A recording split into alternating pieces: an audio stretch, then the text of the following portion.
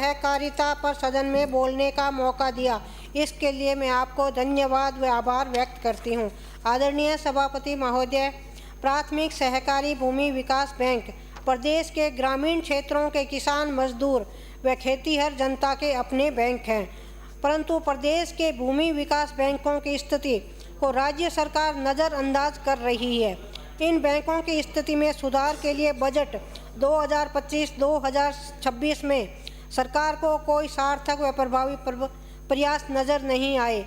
भूमि विकास बैंकों का किसानों पर भारी कर्ज अवधि पार चल रहा है।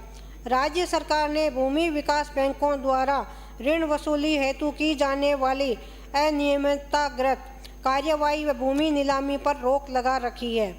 भूमि विकास बैंकों से ऋण धारक अवधि पार चल रहे किसानों को मुख्य धारा में लाने हेतु कोई प्रभावी कदम राज्य सरकार ने बजट 2025-26 में नहीं उठाए हैं।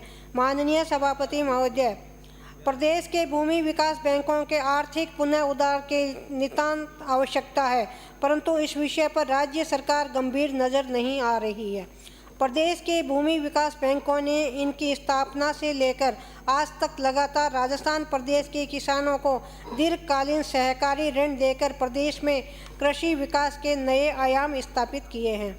भूमि विकास बैंकों का ऋण समय पर नहीं चुकाने वालों पर राजस्थान सहकारी समिति अधिनियम 2001 की धारा 99 और 100 के तहत कार्यवाही के प्रावधान को सहकारी विभाग राजस्थान सरकार के आदेश दिनांक 20/5/2024 द्वारा अग्रिम आदेशों तक स्थगित कर देने से भूमि विकास बैंकों के ऋण वसूली पर साखा नकारात्मक प्रभाव देखने को मिल रहा है।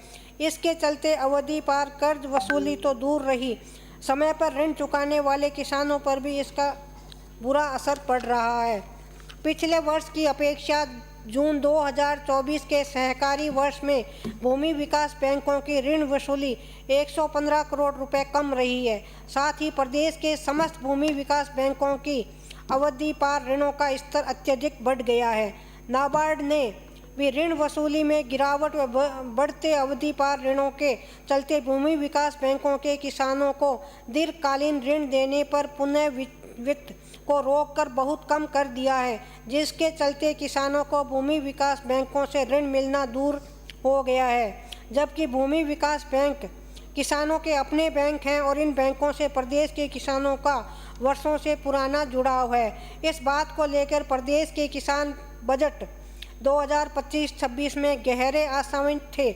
राज्य सरकार भूमि विकास बैंकों के अवधि पार चल रहे ऋण धारक किसानों का संपूर्ण कर्जा माफ करने की घोषणा कर अवधि पार किसानों को मुख्य धारा में लेकर आएगी, किंतु इस संबंध में राज्य सरकार द्वारा किसी प्रकार की घोषणा बजट में नहीं की गई जाने से प्रदेश का किसान निराश और हताश है। माननीय सभापति महोदय, मैं सदन के सामने राज्य सरकार को कहना चाहूँगी कि राज्य सरकार के भूमि विकास बैंकों द्वारा ऋण वसूली हेतु की जाने वाली अनियमितताग्रस्त कार्यवाही व भूमि नीलामी की कार्य पर स्थगन आदेश के चलते ऋण वसूली नहीं होने से हुई भूमि विकास बैंकों की कमजोर स्थिति को सुदृढ़ करने और प्राकृतिक आपदाओं व अन्य कारणों के चलते ऋण चुकाने में अवधि पार हुए किसानों को पुनः मुख्य धारा में लाने के लिए राज्य सरकार इन किसानों की संपूर्ण कर्ज माफी की घोषणा विधानसभा के इसी सत्र में सदन के सामने करें। राज्य सरकार प्रदेश के प्राथमिक भूमि विकास बैंकों व समस्त प्राथमिक बैंकों की स्थिति सुधारने हेतु प्रभावी कदम उठाते हुए इस संबंध में कोई ठोस नीति निर्धारण व योजना बनावे। धन्यवाद सभापति महोदय।